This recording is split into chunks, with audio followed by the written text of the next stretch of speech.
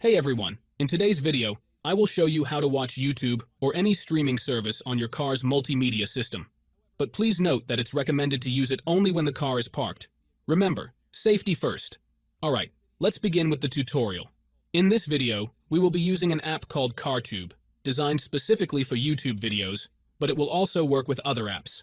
As you can see, here is the app. Firstly, we need to connect to our car via Bluetooth or by wire, depending on your car, of course. Once you are connected, all you need to do is log in with your YouTube account, though it is not necessary if you don't want to provide that info. As you can see, this is the beta version of the app, and there might be some glitches, but they should be fixed in the newest update.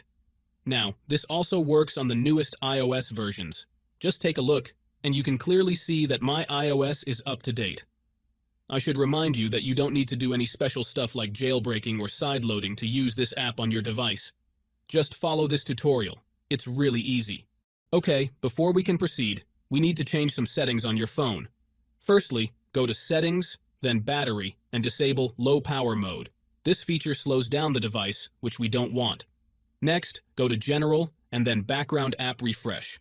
Here, you need to enable it for both Wi-Fi and mobile data. This will ensure that the app continues working in the background.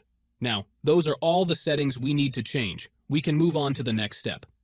What you need to do next is open up your internet browser, in my case it will be Safari, and go to the website called lucidapk.com.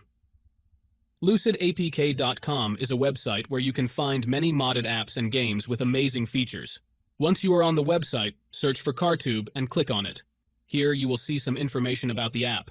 To start the download, click on the blue download button and wait some time for the installation to finish.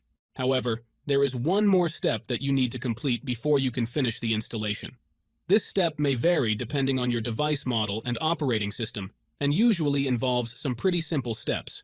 Don't worry, this step is very easy and quick, and there will be a video tutorial on how to complete it. Just follow the instructions and you should be fine. Once you complete it, you will have the app on your device. So, that's it guys.